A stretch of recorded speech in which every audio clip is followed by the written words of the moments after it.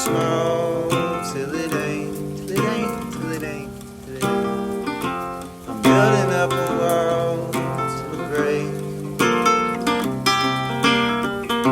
She hated when I call and it's late. I don't wanna keep you waiting. I hope I never keep you waiting. She think I know it all, but I don't. Welcome to this week's episode of the Mixtape with Scott. I am the host, Scott Cunningham. I'm a professor of economics at Baylor University in Waco, Texas. This is a podcast that is about the personal stories of living economists. And it is a podcast that through the telling or through the listening to people's personal stories, it is over time a kind of patchwork quilt consisting of several different narratives about the history of the profession over the last 50 years. And this week's guest is Maya Rossin-Slater. Maya is an associate professor at Stanford University in the School of Medicine in the Department of Health Policy. And Maya has had a very productive career in a very short period of time. Maya is one of these economists that probably when I was younger, I would have looked at her Vita every day and just flagellated myself and said, why can't I be as good as her? Why is she so much better than me? Hate to even admit that I was tortured with jealousy for many, many years of wanting to be just like everybody else. And Maya would have absolutely been somebody like that. She's an astonishingly productive, impactful health economist. Focuses in her career is focused a lot on this cool intersection of the family and labor. And labor's probably my, I wouldn't call myself a labor economist, but labor is definitely a field that I just adore. And and that's part of what has always kind of drawn me to Maya's work is her work on things like family leave policies, maternity leave, things that might be affecting interventions in the labor market and its impact on the family. And I'm also very interested in the family because of my deep love of Gary Becker, as well as other people's work. And so Maya's just sort of in that cool spot intellectually for me of just how every idea that she seems to put down on paper is to me like really cool. And so in this interview, we're going to learn a lot about her life, and I don't want to take anything away from it. And I know people don't listen to the podcast to hear me ramble in the opening, but I do think that this is a great interview to share with people, especially students, maybe family, anybody, just to kind of hear a little bit more about, the life and the journey of Maya, and also to kind of hear a little bit more about the how she's different in terms of how she approaches work and what makes work meaningful to her, both like work generally, both in terms of the work, but also her family and also even friendships. All of those things kind of come up a lot if you listen closely in the background, but also just how these ideas came about to her. There were things that, as she was sharing with me, there was just things that she would share about these formative years, these formative events in her life. And I just thought to myself, you just never know as a faculty, you never know what's going to happen when you bring a student in to a part of the work that you do. The role of the mentor and the role of the advisor, it's just very difficult to even figure out like what the heck is going on with that. But I am convinced that the advisor is a big part of the scientific production function, and Maya is both an advisor and an advisee, and as we all are listening, I've been in one of those two, or if not both of those positions in our life. And so it's cool to just kind of hear in the background the little things that really mattered that maybe you don't even know when you're doing them that they might matter that much. So let me turn it over to myself and Maya talking. But I wanted to say thank you from the bottom of my heart for tuning in and supporting the podcast. I really appreciate it. This is a thing that I just love doing. I love to meet people in this way and just hear their story. I love just to get out of my head and just connect with another person and them to be willing to share it and be willing to let me connect and let us connect. And so I get to do that. And it's neat to know that you guys get to hear a little bit more about about Maya and even me maybe. And so I really appreciate you tuning in, and I hope that you enjoy this interview, and I hope you have a great day and a great next 2 weeks. Well, it's a pleasure to have with me a guest. I've only gotten to speak with you one time in person, and so it's really nice to get to spend an hour talking to you. This is Maya Rossin-Slater at, well, actually, you tell me where you're from. For the sake of the listener, can you tell us your name and your title and who pays your paycheck? Absolutely.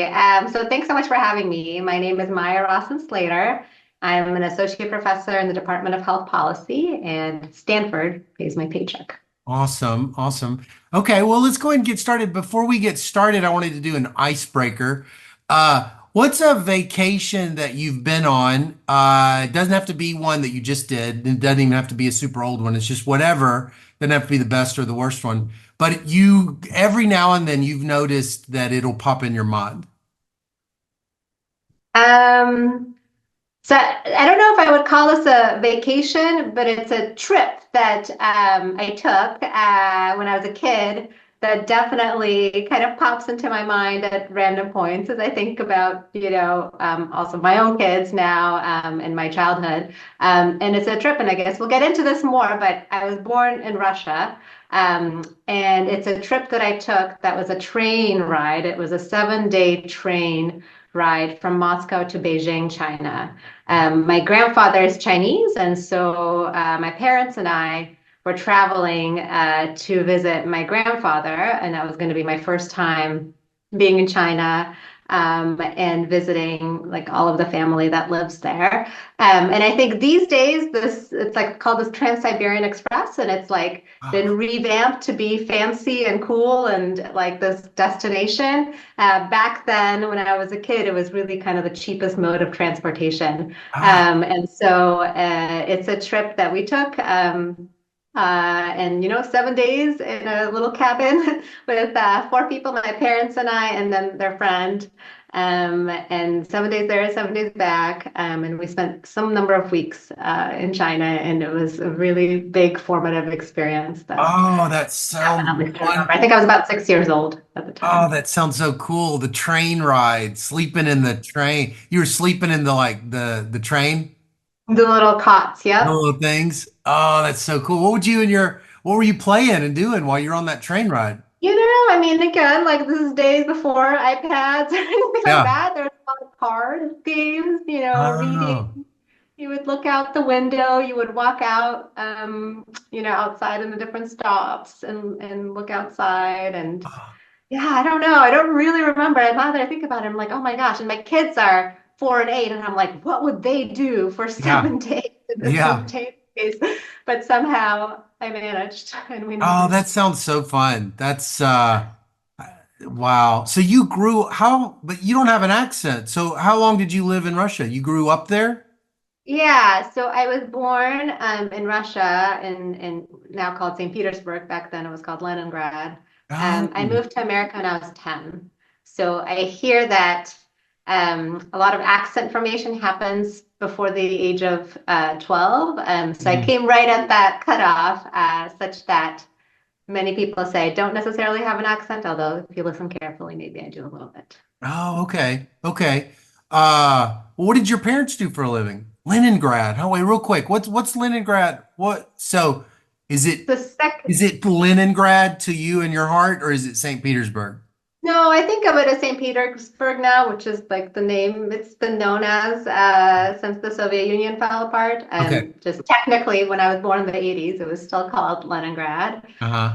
Um, and yes, well, my parents were physicists. Oh, So they were physicists working at like a research institute in St. Petersburg. oh, Um, okay. They were not professors? they were not professors. They were research scientists. Oh, oh. Were they in the same field in physics? Yeah, Huh. yeah, semiconductors. Don't ask Semiconductor. me too many more details, but the semiconductors. Oh, how did they meet? They met in college. Yeah, so they met very young. They got married. They were like 22 or something, which I think was kind of the norm for Yeah. their time and where they were living. They met in college, and then after college, they kind of continued their studies in Mm. physics and then began working as research scientists. Oh, wow. So did you have any siblings? No, only child. Oh, you were an only child. Was that Yeah. common in Russia to have be like a I single think so. child? I think so. At that time, it was quite common for families to just have one child. Many people that we knew around us also just had one child. So it was kind Wild. of the norm. When we came to America, I felt definitely was like definitely not the norm. Most Huh. families have like two Huh. or three kids. Have you ever wondered Um, why that is? Why Russia would have be so commonly one child back then? I mean, I think this was a time of a fair amount of instability in Russia, like leading up to into the collapse of the Soviet Union, a lot of like economic uncertainty. Hmm. It's a big reason why we left. So I think all of that probably contributed and maybe some cultural norms around it too. But, That was that why you seems left? You were leaving because of the collapse? so, the Soviet Union collapsed, and my parents' jobs as research scientists, like effectively no longer really could allow them to make a reasonable living in sort of Mm. the new economy. There was hyperinflation, like the Mm. stories I sometimes tell is like when I was a kid, I wanted to like save money to buy ice cream, and I would walk by like with my grandma by the ice cream shop, and it would go from like 9 rubles to like 18 rubles to 30 rubles to You 40 remember rubles that? You in a remember matter that of weeks. happening? And I never managed to buy the ice cream myself. I like ended up buying gum instead or something. Right, right. So the economy was very unstable and uncertain. And a lot of people that we knew, these are all mostly very highly educated professionals. A lot of them either tried to find ways to get out and leave, or kind of had to turn to like I don't know, more business oriented like endeavors where, at the time you really needed, I mean, maybe it's still true that today probably you needed to have like connections with like people in government and things like that. So, and my family didn't have that. And then I think, one of the main mechanisms for moving to America at the time from Russia was through the Jewish refugee program. So my father is Jewish, and so through that, we were able to come to America as refugees. So that would And have been then, what, fourth grade? Third grade? yeah, so I came. It was in May, so we came, and it was the very end of what would be fourth grade for That's pretty fourth grade completing fourth grade, that's you're not like so little.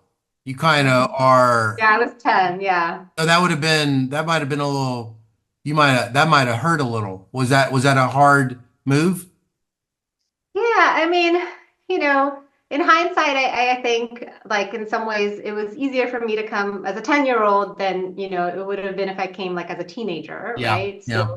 Um, but for sure, it was a big adjustment. I had learned English kind of in school and Mm. just a little bit back when I was in Russia, but it was all like through books and whatever. And like it was just such an experience, like being in like a classroom. Like I still remember like coming in on the very first day, it was like the end of fourth grade, and I got Mm. put into some classroom, and the first thing that we were doing, at least according to my memory, is a spelling test. And Oh, I was just really? like, I just didn't, I had no context for anybody. I couldn't understand anything.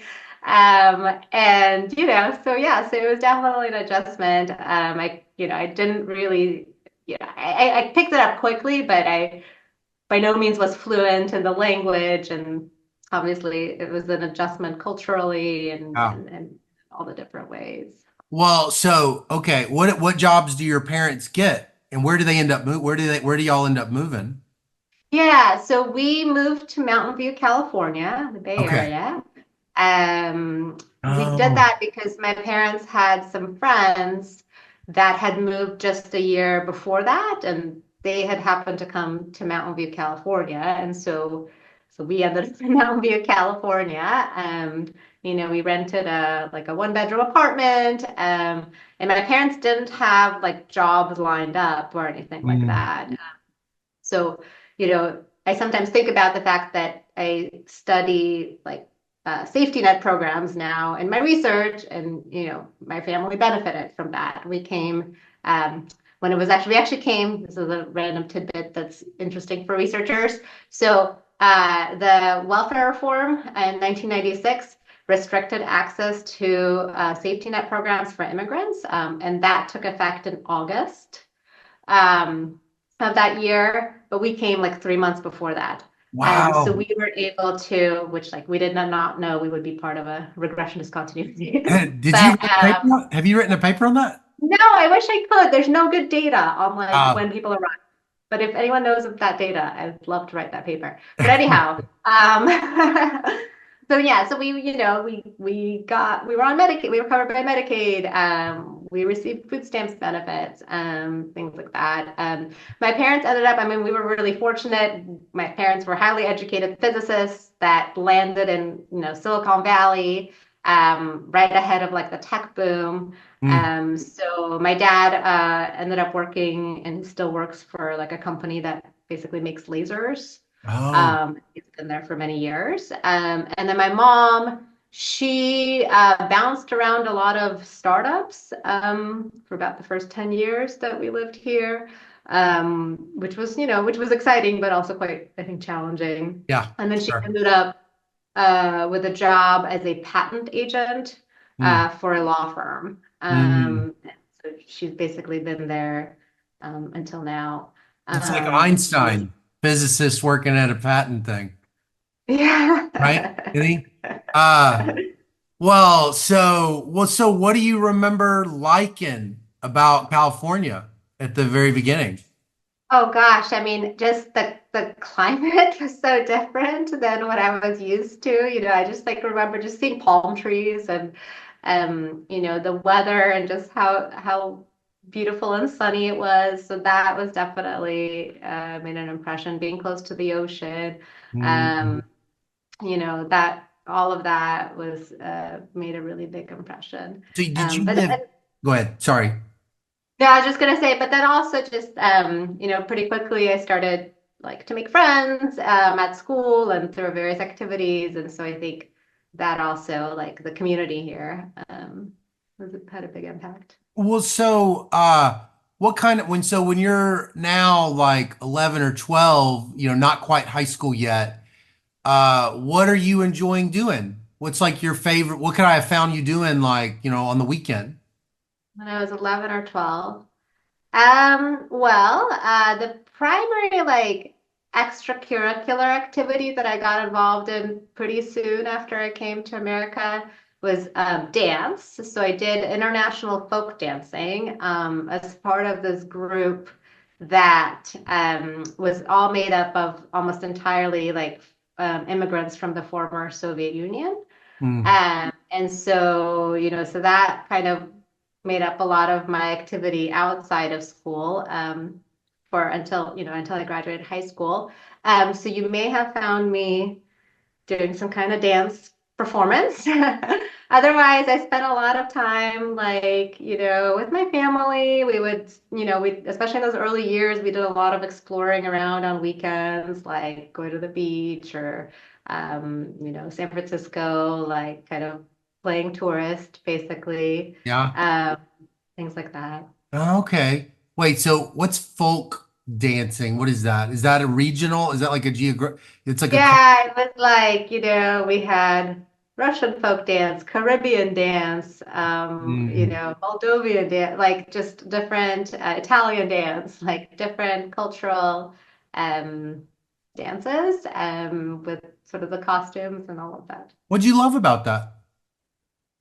Well, I've always liked kind of dancing, performing, that kind of stuff. And I kind of like doing it as part of a group. Like I think Mm, I get too nervous to like do things like that on my own, but I think being part of a group was fun for me. mm, And it was a pretty tight knit community. mm. So a lot of my friends during childhood were through that. But it was a little bit separate also. Like I also had friends through school, but it was sort of the separate world that I kind of inhabited, outside. Oh, okay. Well, so what did you want to be when you grew up before high school? Question. Um, so I guess, before high school, I think I wasn't quite sure. Again, coming from like a sort of immigrant family, like I think my parents hoped I would be like a doctor or an engineer or scientist or something like that. Mhm. I wasn't so sure about that. I convinced myself that I was like too afraid of blood, so I didn't want to be a doctor. Mm. Um, yeah, now in hindsight, I'm not sure that that should have been such a big deciding factor, but I decided I didn't want to be a doctor. But then pretty soon, both in middle school and in high school, I participated in the newspaper, Oh, and got pretty involved in the high school newspaper. I was like features editor, and decided I wanted to be a journalist. So if you'd asked oh. me in high school what I wanted to be, I would have told you I wanted to be a journalist. You gained real expertise at the English language really fast then. Yeah, I liked exactly. I picked up English and then I liked writing. I especially liked kind of human interest type of writing, Mm. features. So I liked writing about people. And yeah, and I just thought it was super fun. It was fun to be a part of the newspaper.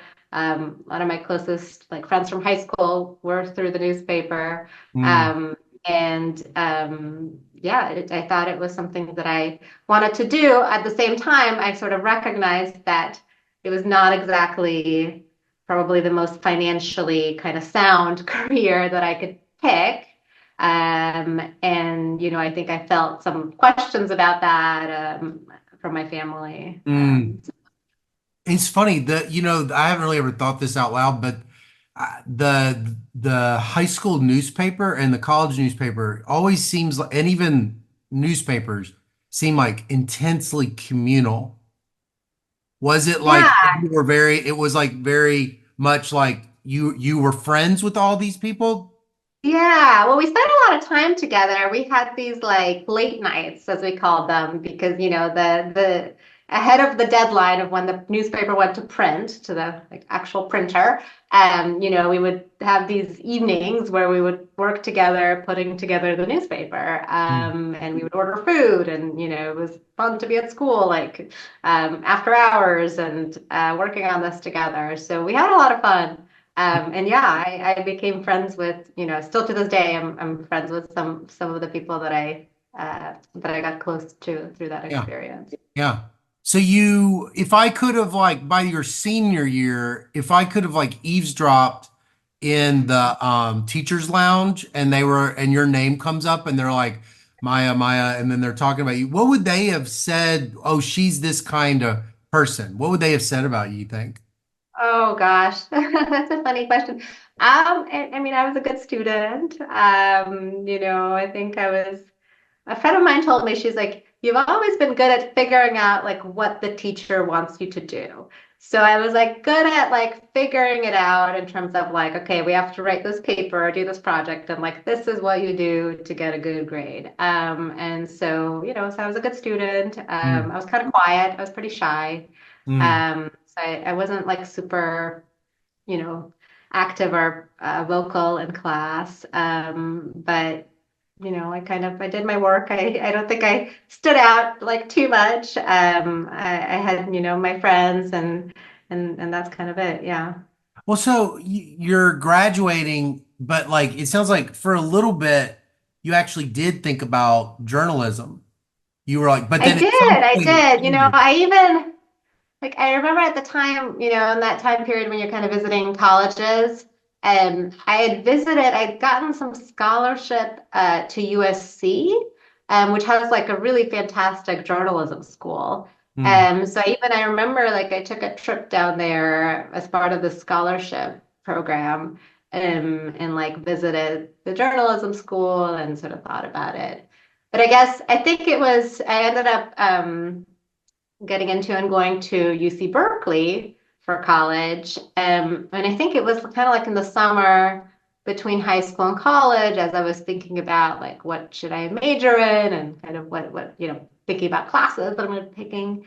And somehow I think economics, I ended up majoring in economics, and I knew nothing about economics, honestly. Like we didn't have economics in my high school. So I really did not know really what it was at all.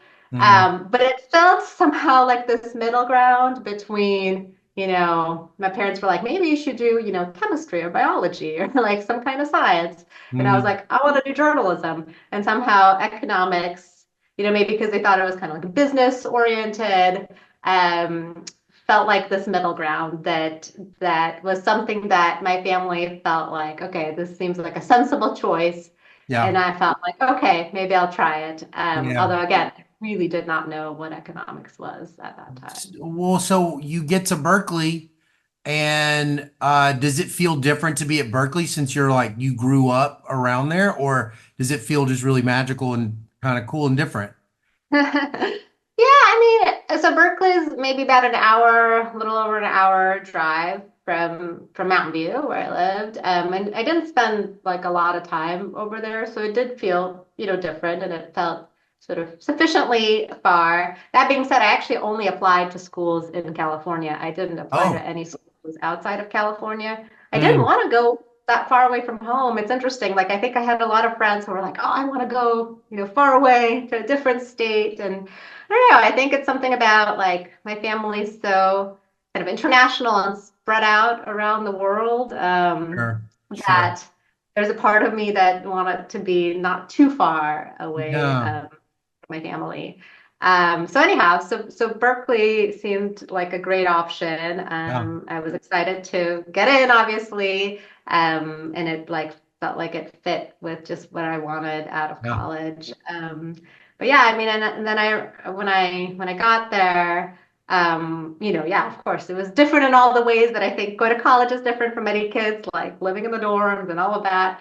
But it felt like it wasn't like so far yeah. from what I knew. So when do you take an economics class? I think took like principles of econ in like that fall, like first semester. I But will say I you also didn't took. major. You hadn't picked a major yet. You just No, but you had to take it to declare, yeah. So it was like I was taking the prerequisites. But you Um, already knew. You already had sorted into econ the second you got Well, there. I think I was trying to like, I'd sort of decided I'm going to try to do an econ major, kind of like as I was headed to Berkeley. And Oh, so, I looked at what do you need to do to become a major, to get a major in economics, and like principles of economics was like the first right, course. And so right. I signed up for it that first fall semester. You also had to do some math. And I remember taking like the calculus, like the first calculus course at Berkeley, and being like completely just like feeling like I'm way over my head, like what is going on? Because it felt like it was at a such different level than what I was used to in Mm, high school. So that was mm. definitely like Okay, a bit I of a missed this. Where in high school are you hearing about economics if they have no econ in your high school and your parents are I studying? wasn't. I literally knew nothing about economics. So that summer between high school and college, I like have this memory of looking at like a course, like a physical course catalog, Yeah. and kind of just flipping through it and seeing like what are the different majors at Berkeley and what are the different courses you could take. And economics was there. And I was like, huh, what is this? Like, and I just kind of like looked at it. And again, like, I sort of like talked to my family, and my parents were like, oh, that sounds interesting. Like, like economics, business, finance, that kind of stuff. And I was like, all right, I guess I'll try it. Huh. And that was kind of it. Did you have when you were getting, like that little pivotal, well, actually, when you think back now, because so much of your Vita, I mean, it is very focused on public policy, and obviously economists have for since day one always been interested in public policy, but not everybody is interested in public policy outside of econ. So does that surprise, does that seem like a natural thing? Like you actually kind of were always a little bit interested in policy? Oh yeah. So I've always kind of been interested in like issues related to inequality and kind of poverty. I did a lot of like I tutored kids in East Palo Alto when I was in high school. Like I did a lot of like work and sort of was interested in issues related to like disadvantaged groups and sort of thinking about solutions, kind of a idealistic high school student, I guess. Um, and but I did not really make the connection with economics, to be honest. Like again, it was not like a super deeply thought out decision to major in economics. It was kind of like, all right, I'll just try this. Hmm. And for those first 2 years in college, I was just taking like, principles, intermediate micro, intermediate macro, all of that, and like other like prerequisite courses. Yeah. I can't say that I was like that enthralled. I was kind of like, all right, like I'm good at this because I'm decent at math and like I was getting good grades in these classes, but I was definitely not like, oh wow, like this is just what I want to be doing forever. Yeah. And then in my junior year at Berkeley, I took a development economics class with Ted Miguel, who's still Oh, at Berkeley. yeah. And he teaches this really amazing, like, introduction to development economics course for undergrads. It was pretty Mm, popular. And that was really like an eye-opening experience for me because it was suddenly like, oh, wow, you can sort of think about all of these issues that I'm interested in and kind of want to do something about, like poverty, health, inequality, all these things that I kind of thought were like in the realm of sociology. Like that's kind of how I had bucketed it in my own brain. yeah. And I was like, oh, wow, economics does this too. Mm, So that was kind of like my first taste of like, economics is like way broader than kind of like utility maximization that we were doing in intermediate micro. right. So that was really the first time that kind of came together for me. Okay, yeah. All right. So what did so then it goes from, because it's kind of funny, you had this like real pragmatic approach to picking. You were like, I want to make money, or I've got to be able to have a career, but then something kind of sparks in that Miguel's class. Is that right? It's Mm. like something intellectual kind of, or something. Yeah, exactly. It suddenly became like, oh wow, this is like way broader than I kind of understood it to be until Mm-hmm. Hmm. and so that was cool. And then I signed up. My other kind of really formative experience in college was I signed up to do the undergraduate research assistantship program that Berkeley had. And the mentor that I ended up with was Stefano Dellavina, Oh, uh, still there. And he was just fantastic. And he had a group of us. Um, I remember one of the things that we did was he at the time was working on this paper about the impacts of like violence in movies on yeah. crime. Yep. paper. And so our task for the undergrad RAs was like to put To together put it all all the together. data on these Like, movies. And yeah, like, like the not that box I wasn't office watching any mojo. movies, but Yeah. it was like putting together the summaries and the reviews and like Oh, whatever. yeah. Um, You so were that was you also were the RA good. on that paper? I was an undergrad RA on that paper. Yeah. Oh, well, you're There's going to quite a like few of us. a few of you. You like going to Box Office Mojo and you're putting in daily revenue or something? Is that what you're? No, I actually like I don't like violent movies myself, so I didn't actually watch any of these movies. Yeah, sure. But I did, go on like IMDb and whatever like Yeah, websites to like yeah. figure out what they were about and all of Right, that. right. So that was really Oh, eye-opening. 'Cause I was like, would wow, you? this is also economics. Oh, so now you're like your brain's kind of changing about. So what do you start at this point? Then what are you starting to say economics is in your mind? What are you thinking it is for the first time? Yeah, so I think at this point I was still like wasn't sure what I wanted to do after college. I signed up to do the honors thesis in my senior year, and so it was kind of, I wanted to try out research, but I still kind of wasn't sure. I knew, this was like pre-financial crisis, so a Yeah. lot of my classmates were going into like consulting, investment banking, that kind of stuff, and I knew I did not want to do that. How Like I come? was pretty clear. It just didn't sound exciting, interesting to me. It didn't appeal to me. I guess I still wanted to do something that felt meaningful in the world, and Hmm. I knew that I didn't want to do that. So I was pretty Hmm. clear on that. I wasn't sure what I would do instead. I like briefly remember thinking about like law school or something like that. Pretty quickly realized like that costs a lot of money. Hmm. And then honestly, it was really just the realization that economics PhD programs pay you to go to them, whereas like law school, you have to pay to go to them. Yeah. And that was kind of like major factor. I was like, huh, I could go to grad school for econ. They'll pay me. Like, maybe this is what I'll just do. Hmm. And again, I think I look today and people are so like thoughtful and prepared in terms of making these big decisions about going to econ grad school. And I just like look back at myself and I'm like, I don't think I like thought about it that deeply. Like I was just kind of like, all right, well, I guess I'll just apply to PhD programs Hmm. in economics. And that was it. Did you have any role models at this time? Like people have you ever, well, actually, two questions. First of all, are you the kind of person that has ever sort of like had people that you like look up to? And I'm curious, and if you did, was there someone that like doesn't have to have been a teacher, but just someone in your life at that end of Berkeley that you just kind of did admire like a role model?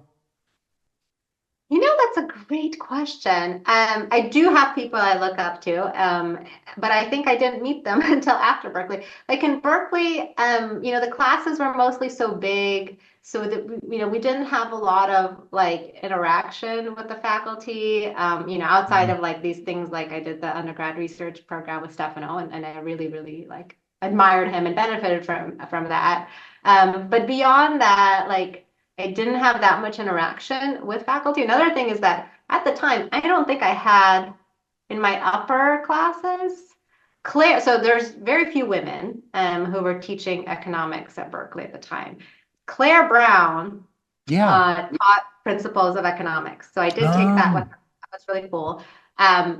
But beyond that, I like can't recall that I had any female uh, professors in Mhm. economics during that time. So to your question about role model, I mean, it's not that role models necessarily have to be the same gender, but sometimes it helps to see someone who kind of looks like you in those roles. And there wasn't really that many people. Well, how did that Um, feel? Did you even notice, was that just normal? Or did Yeah, you feel something? honestly, I don't think I thought about it like that much. Yeah. It didn't really cross my mind. And it's only in hindsight that I think about that. But Yeah. at the time, it was just what was normal. Like I had a really close friend of mine was majoring in physics, and she, they even had, I think, even fewer women in physics Mm. at the time. So Like it didn't seem abnormal somehow. I just Mm, felt like that's what it is. But and then when I was applying to grad school, and I didn't kind of know much about any grad schools, but I do remember like looking at the website of Columbia's PhD program, and Janet Curry was like department chair at the time, and I was like, oh wow, and like I just remember looking at her website and I was like, oh, this is really cool. Like yeah. I didn't realize like people like this existed in the profession. Mm. So these upper now, okay, this is interesting. So Ted's class is clearly going to be very empirical, It right? was, yeah. I remember he did all his like things about like malaria Right. and books and like all these, a lot of RCT. And so Uh, even Della Vena's project is extremely empirical. So yeah. when you're thinking about economics, it's as is it true? Like when you're thinking about economics, you're thinking about empirical work already. Yes, absolutely. Definitely was much more interested in and kind of just naturally, I think, attracted to empirical work Mm. from the beginning. Is that how the I just didn't stats know. part even comes in? You've got this double major in stats. Is that Yeah, why yeah, that is kind there? of. But I think I was taking stats classes. I think at some point I realized I needed like two or three more in order to get the double major in it, so I just did it. Mm. Um, so it was one of those things where, again, like I didn't think that deeply about it, but it was I was already taking a bunch of stats classes. I think some of them were kind of like electives for the econ major. Hmm. So I just decided why not get the second major Yeah. and that. Yeah. So, I mean, I actually did not, I mean, I knew you had co-authored with Janet Curry, but I actually did not know that she was at Columbia. So that would have been between UCLA and Princeton. She's at Columbia. That's right. Yeah. So Oh, I started in 2008 at Columbia, and she was there and she was department chair. And then I think she left. Well, you can probably look up her CV, but she left, I think it was during my fourth year. oh, okay. Okay. So you get to Columbia. So that's is that as far east did you, because your home had been California for a long, long time. Was that Mhm. nervous? Were you nervous about that? Oh, yeah. So I was choosing between the kind of like the top three places that I'd gotten into were Columbia, Berkeley, and Stanford. Mm, Um, I thought about Berkeley, but part of me was just like, I want something different, right? Like, I just didn't want to stay in the same place. And all my friends were like going on to different places. So, kind of wanted to just go somewhere else. Thought about Stanford, but it was almost like it was too close to home. that's And then closer to home. Palo Alto's like super close to where your parents yeah, live. exactly. Yeah. Mm, And then, so New York seemed really exciting. I'd yeah. never spent much time there. My partner, now husband, at the time, he was like really gung-ho about moving to New York City. He was like, Yeah. this will be such an adventure. Yeah. We'll go to New York City. And so we just decided to go for it. Where'd you end up living? Where did you and him end up living in New York City? We lived in grad student housing, like a Okay. student apartment that was, just a few blocks away from Oh, okay. campus. Okay. Wait, so remind me again, where is Columbia in the city? What are you close to? It's like Upper West Side, Okay. um, sort of the north part of Upper West Side, and Harlem is kind of on the other side. Oh, okay. Okay. So what's first year like at Columbia? What are you First year was taking? hard. It was hard. Who's teaching It your, was really hard. I think, this is probably true for lots of people, but, I went straight from undergrad. yep. I remember looking around and seeing classmates who had like master's degrees in math from like Paris, something, something, and Mm, just felt woefully underprepared. mm, Um, I was one of five, maybe six women in a cohort of, 22, 23. mm. So terrible, but also definitely not equal. Did you feel And I that? just Was that something that felt salient that you It were did. now? It did. It did. Yeah, I think so. Also in part because a few of the women actually left partway through the program. So there was just a few of us that were left. Mm, And so I do remember kind of noticing that. But yeah, so that first year definitely was hard. I felt like I was like, what did I get myself into? yeah, Definitely remember thinking that.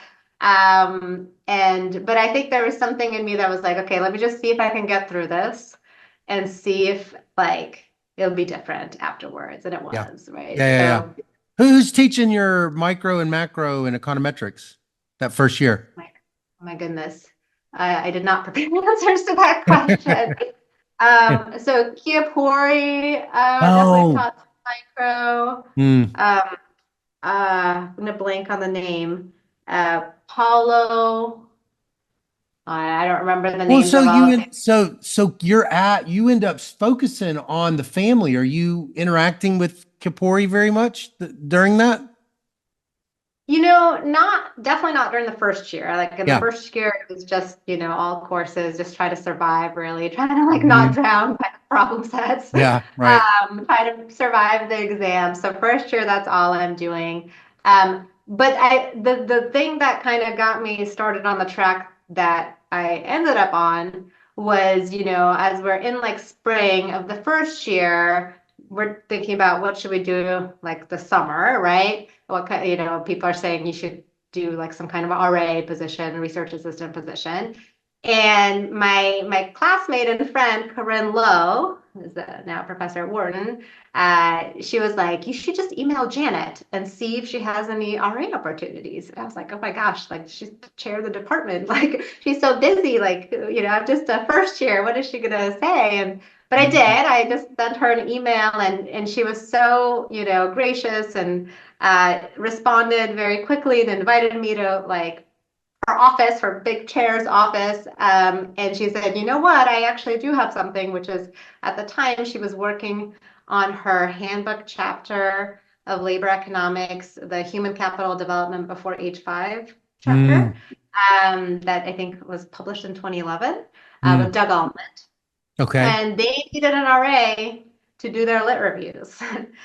So Oh, spent that summer making Excel tables of literature review of like hundreds of papers on kind of all the things that affect, outcomes before age five, and then sort of the consequences of stuff happening before age five wow. on people's long-run outcomes. You basically become like an expert. It's like That you're summer getting forced like me to become a little bit of an expert just because yeah, that was the job. right, um, right, right. Did you come up so what kind of thing happens to you in that experience that's like kind of a turn or is there like a turning point or Yeah, I something? mean, I think it was super helpful for me in terms of really kickstarting idea generation in the Mm, sense of like I think I'm the type of person that struggles with just like, just be creative, like think of ideas, in the shower or like walking around or like I'm also I think, sometimes people say like they just like naturally think about like economics in the real world and like I don't think I do that. Like I don't mm, think I have that kind of mindset like naturally. And so going through an exercise like that where I literally, I had, all these tabs for like different like the effects of income on infant health, the effects of like Medicaid on this and that. And so it kind of helped me visualize the research literature at that time. It also helped me understand like where the gaps were in like a very sort of systematic way, which mm, I think worked well for my brain. And so that experience was really formative in the sense that I started immediately seeing like, oh, we don't have good research on X or Y, and started thinking, okay, could I do something here? Is there data for this? So it really kind of got me thinking about research ideas in a way that I don't think I would have been able to had I not been forced to sit yeah. down and kind of read a whole literature. Is there is family leave policies a hole in the literature that you notice? Yeah, at the time it was. It was. Huh. There really wasn't a whole lot on family leave. I mean, it sounds crazy to say now in 2024 where there's, hundreds of studies on family leave, but at the time there wasn't a whole lot happening Huh. in the family leave space, especially in economics. Huh. Had Janet noticed that also? Was that like something that people were talking about, or were you noticing it? No, I mean, I think so. I became Janet's RA for my second year. So that got me out of TAing for the second year. And so I was just RAing for her. And as part of that, like I did a lot of like data work with birth records data because she was working a lot with birth records data at the time.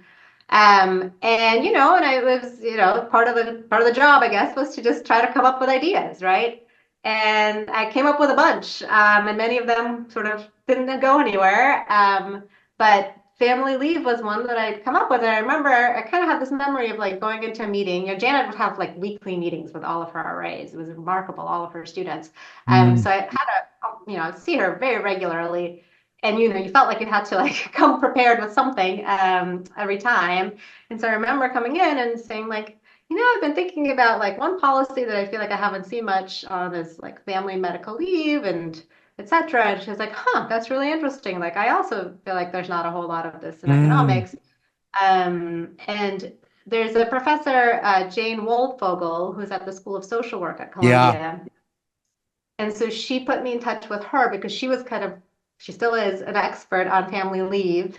But she was, really an early expert at that time. She was really one of the only people that had written papers on family leave.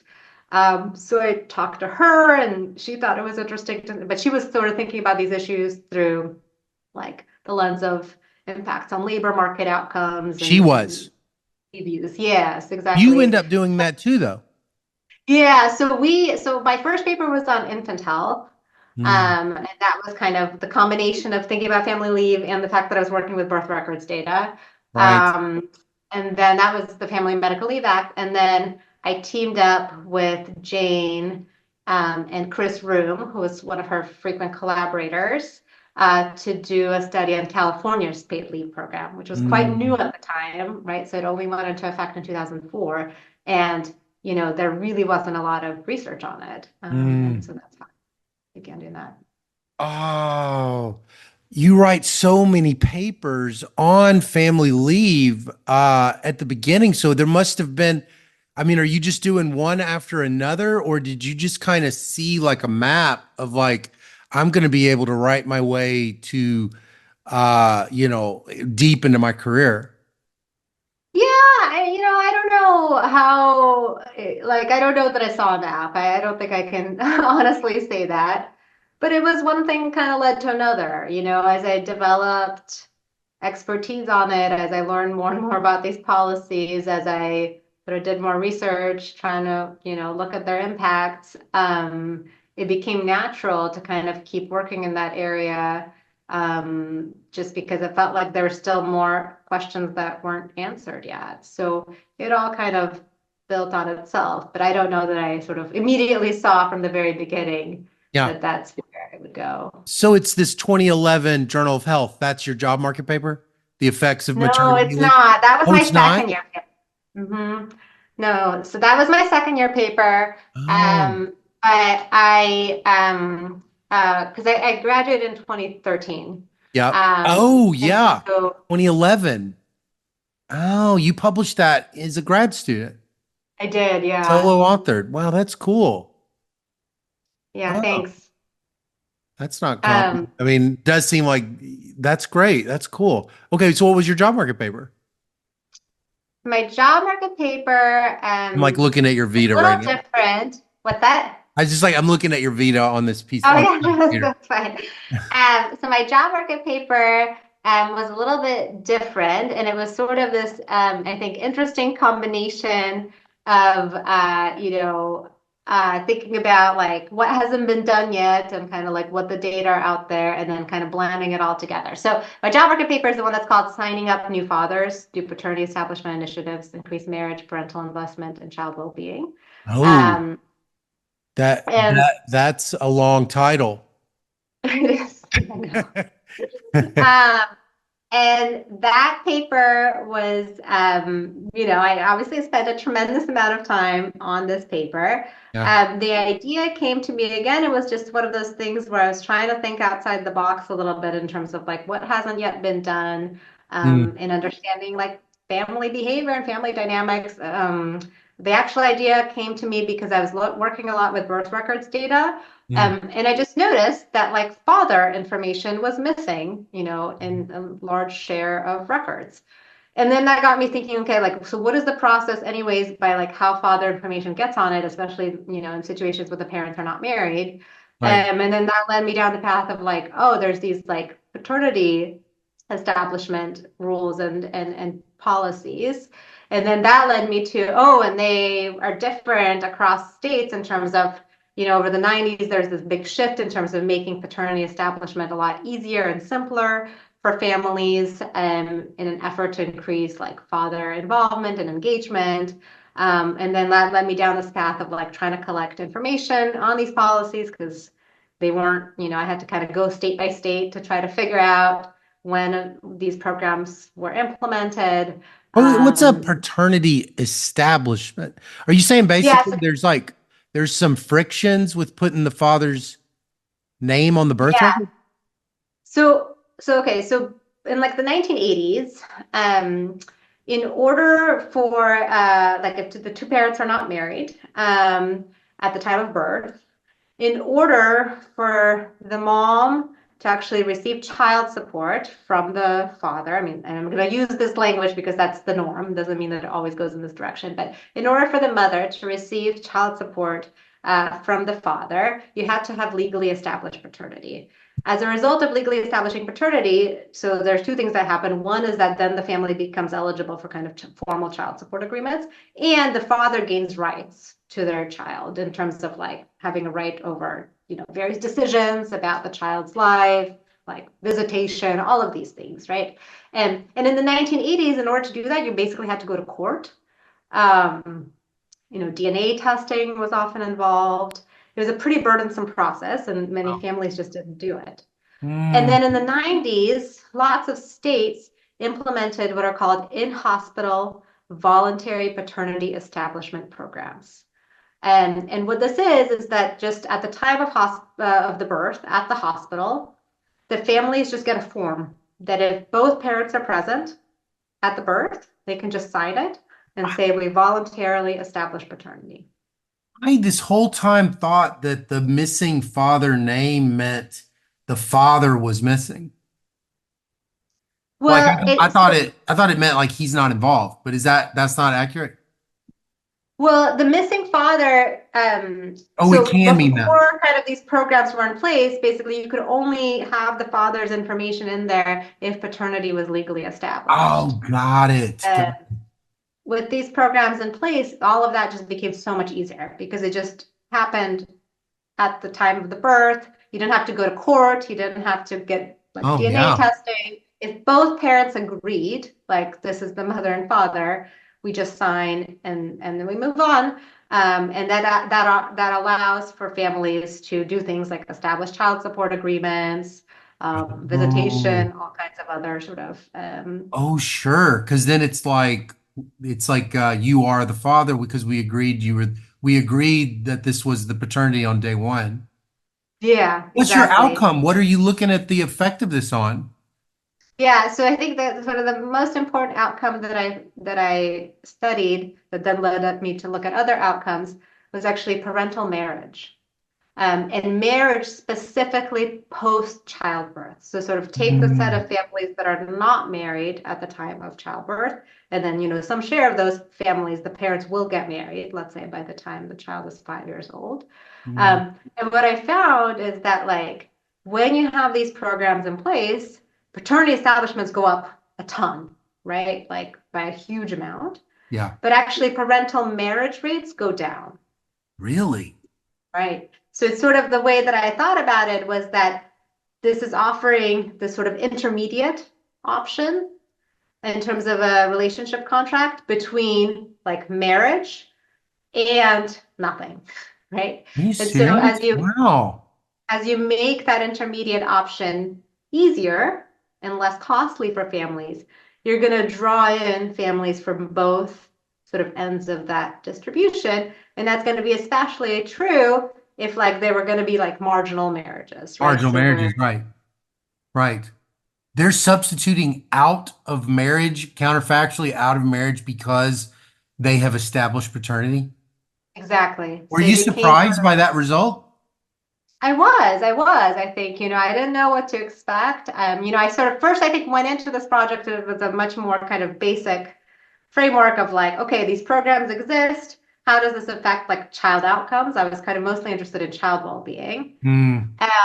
But then when I found this result on marriage, because I was looking at a range of outcomes, um, that was kind of interesting because it was like, huh, it's not so simple, right? Because now you have kind of potentially opposing effects on what's going on in the family. Like on the one hand, Hmm. you know, maybe marriages that wouldn't have been that great for the family or the kid are no longer happening. But on the other hand, because paternity is, the dad is maybe not living with the child, right? If it's just paternity establishment and not marriage, then maybe the dad's less involved and like things like that. Wow. And so on net, like actually the effects on child outcomes are mostly null. But there was things like, for example, kids were less likely to be covered by private health insurance, and that's maybe due to like, they would have been on their Oh, dad's insurance and now they're not. oh, wow. That must have been an exciting project.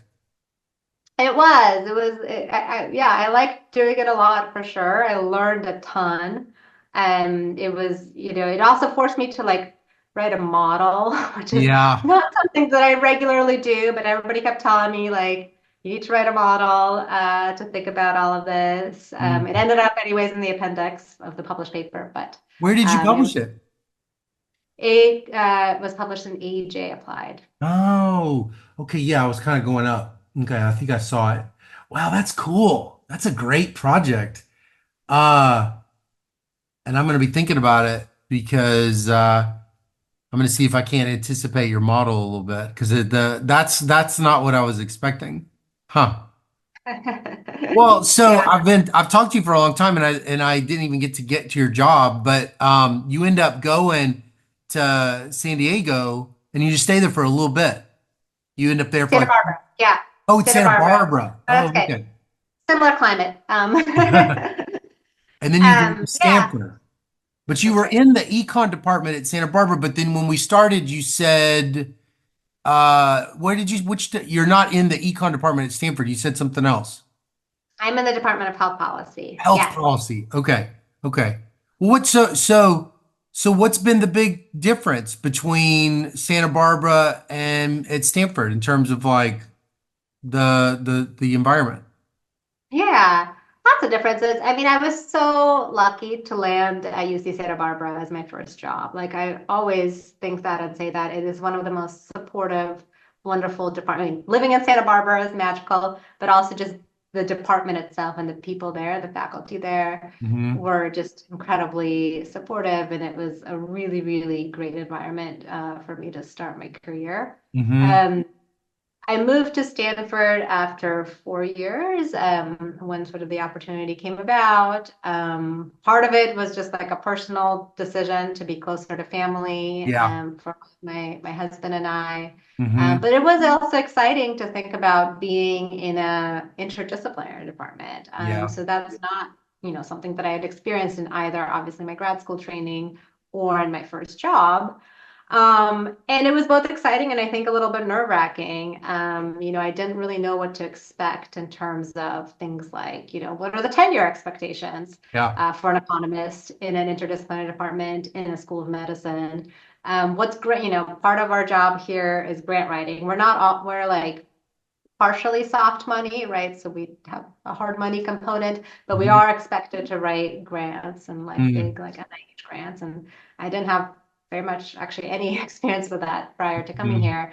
So learning all of that, learning what it's like to be a health economist in a world in which, not everybody speaks the same language as me, right? Yeah. Because people come from different fields and disciplines and having students that, you know, are also in this interdisciplinary department. But overall, I think it's been really positive. I've learned a lot being in an interdisciplinary environment that I think I wouldn't have had Hmm. always just been in econ. And I still feel like I really retain my economist identity, Hmm. in the sense that I still, most of the work that I do is really just econ. Yeah, Um, totally. and so I'm fortunate that my job allows me the flexibility to do that. And I still like collaborate mostly with other economists, and I still get to work on the topics that I want to work on Yeah. and write the types of papers that I want to write. It seems like Write. a Stanford model is just to have economists just everywhere. There are a lot of us. I know. I don't know if everyone loves that, but there are many of us. Yeah, it's cool. I mean, it seems like then, there's so many avenues of new ideas to get into the field, by being around so many different, whether it's an OR, whether it's the business school, whether it's the med school. I have Yeah, no, I have absolutely. I have a paper that and I know I've kept you, but I just wanted we could talk a little bit about it. You have like a bunch of exciting new work on school shootings and intra-family disease spread, but I'm actually really I'm interested in all of them. And if we'd had more time, if I had managed our time better, I would wanted to. But I was really interested in this new ADHD paper with Petra Pearson and is it Zenyao Q? How do I say that? Yeah, Shinyao. Shinyao? For the sake of the listener, can you tell us what this paper is about? Sure. So this is a paper. It's called Family Spillover Effects of Marginal Diagnoses, the Case of ADHD. And as you said, it's with Petra, who's faculty here at Stanford Economics, and Chinya, who was a PhD student here, and has recently graduated. And so what we do is we start out documenting sort of the well-documented fact that kids who are born right before the school entry cutoff, meaning that they're the youngest for the grade, are much more likely to be diagnosed with ADHD and treated with ADHD medication as compared to kids who are the oldest for the grade, right? And this is a fact that's been documented across so many different settings, across so many different contexts. We do it using Swedish data. So we Ah, do it in the context of Sweden using sort of the rich population level administrative data. So we document that fact, and it's a pretty what's big it look gap. like in the data, Maya? Is it like really sharp or is it kind of growing?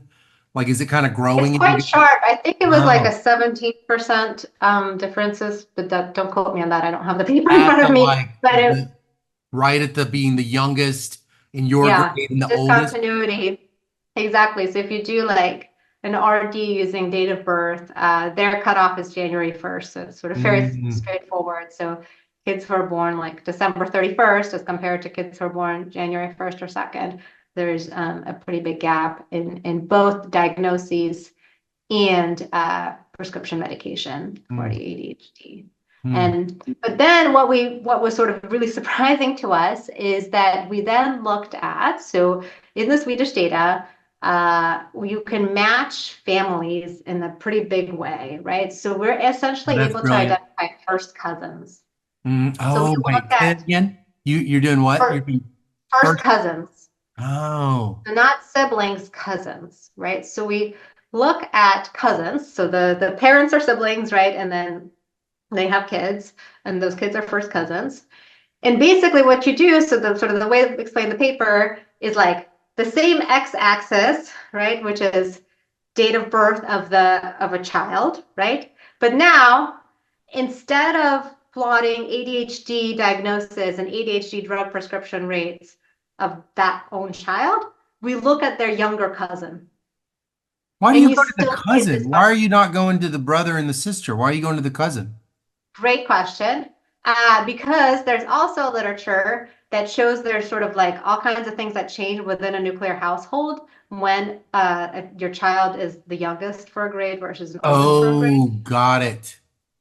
There's like role model effects, like mothers are less likely to be employed. So there's Uh-huh. like all kinds of stuff that happens in the nuclear household that could affect the sibling in a variety of different ways, right? Mm, we kind of shut that down when we look at cousins, because at least in Sweden, like it's very rare, almost never happens that cousins live in the same household, right? So we're looking at cousins just to kind of shut down other channels through which an older child being young for grade versus Yep. old for grade could affect, people in their family. So looking at cousins, what you see is that this discontinuity exists for cousins, That's meaning crazy. that conditional on like the cousin's own age for grade, Yeah. right? We still see that if they have a older cousin who is youngest for grade, It's got to be an older cousin. they're more likely to be ADHD diagnosed and treated. It's got to be an older cousin. We see it both ways, but there's like we actually looked at the timing. So it's like whoever's the first cousin to kind of be diagnosed, it spills over on whoever's the second cousin. So And so what? mostly You're we focus on getting older a versus younger. diagnosis? Are you getting prescriptions also, stimulants? Yeah, prescriptions as well, both Oh. diagnoses and prescriptions. Well, so what all are you looking at as an outcome? Are you looking at schooling as an outcome and stuff? Yeah, so there's kind of two parts of the paper. First is just really documenting the spillover effect, Yep. which we're kind of thinking about the different channels driving that. How And many in the channels are context, there? How many channels are there? yes, Not just information? yeah, so we think primarily in our context where these cousins are unlikely to be like attending the same schools, Right. it would be like information, like literally parents talking to each other, like the sibling parents talking to each other and saying, "Hey, my Totally. kid, might have ADHD," and because ADHD has a genetic component, right? And so when they so basically we see it as like these younger cousins are being kind of systematically over referred to evaluation for ADHD, but Mhm. then physicians kind of don't undo that in the sense that they don't ask like, is your older cousin young for grade or old for grade, right? Yeah. So they kind of, because part of the ADHD protocol is you take into account family information, family history, including cousins. Hey, Um, Maya, is it yeah. possible that the young kids are getting diagnosed correctly and the old kids, the control group, is getting underdiagnosed? I mean, Yeah, no, so I mean, you exactly. have an So opinion, but is it what is it? yeah, we actually don't take a strong stance on this, right? It could be that like we don't take a strong stance on like whether it means that the young for age kids are systematically Yeah. overdiagnosed or the old for grade kids are systematically underdiagnosed. We're just sort of saying that there's some kind of misalignment happening here. And then that spills over to other family members, such as Does it illnesses. does it do something though? Like if you're We look under, at long-term outcomes, right? So if we thought that there were sort of really big benefits of, let's say, ADHD diagnoses or medication for ADHD on things like educational attainment, earnings, then you would then maybe see effects on those outcomes. Now, so basically what we do is we look at how does earnings of the younger cousin vary as a function of their older cousin's age for grade, Hmm. holding constant their own age for grade, right? So we're taking out all of the kind of channels through which your own age for grade affects those outcomes. Mhm. But your cousin's age for grade, it's hard to think of other ways in which that matters besides this ADHD spillover mechanism. There could Gotta be, be and this the is why. overdive. So I can't quite see it in my head, but are you saying because for the cousin, it's more likely to be the overdiagnosis? Well, it's something about sort of this additional kind of extra diagnoses that are happening. That's what, And if we thought that they were correcting for underdiagnosis, right? So they're that like truly like these are folks that are benefiting from getting these diagnoses, then we might see better got long-term it. outcomes. Yeah. Right. That's almost a way to kind of tease it out a little bit. Yeah. Yeah, So we yeah, don't, yeah. so the bottom line is we don't. We mostly see null effects. They're somewhat Even though they're imprecise. getting diagnosed. Yeah.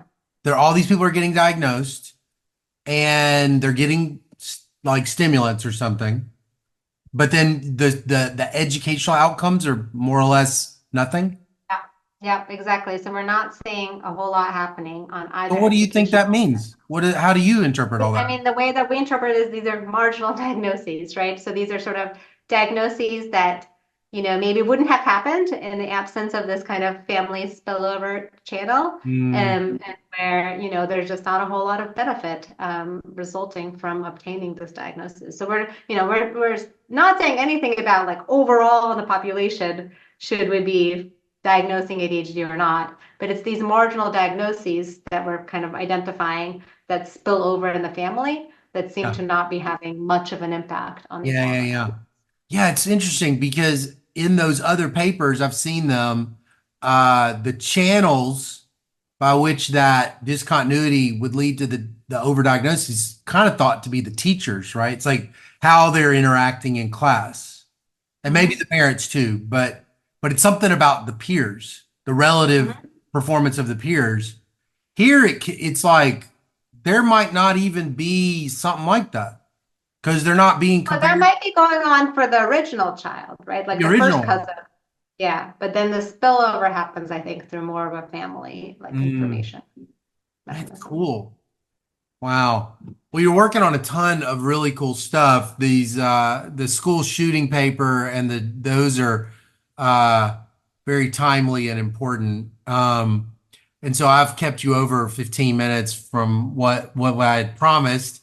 Uh I guess I'd like to end you think about some kid who's you know they're now at maybe not Berkeley, but they're like at some school and they're graduating and they're thinking about different things they want to do with their life.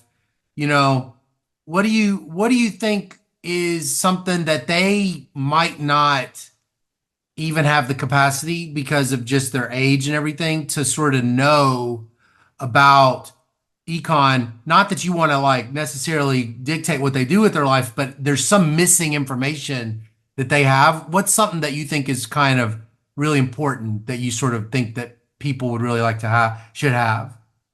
Yeah, that's a big question. Um,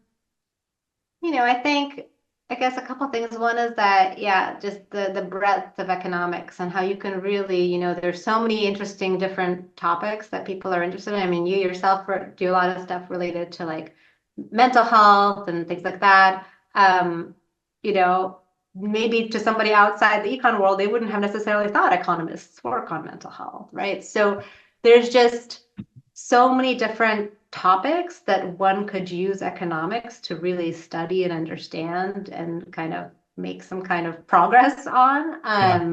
And so that's a big one, and that's again not something I initially realized, right? Like even when I Mhm. first entered economics in college. The second thing I say is like, I guess I think we have some like preconceived notions about, or at least I did probably, about like what different types of careers look like. I remember when I went to grad school, I was like, oh, I'm not sure if I want to have an academic career. Like, I really Mm, want to make impact. I want to do policy, um, and be closer to like the real world kind of thing. And I mean, it's obviously like selection bias in terms of who ends up where and then what do they think about it. But I guess looking back now, I feel pretty happy about the sort of where I ended up by virtue of both choice and, of course, a lot of luck as well, and all the people that helped along the way. mhm, Um, and I love the freedom that I have to work on questions and topics that I want to.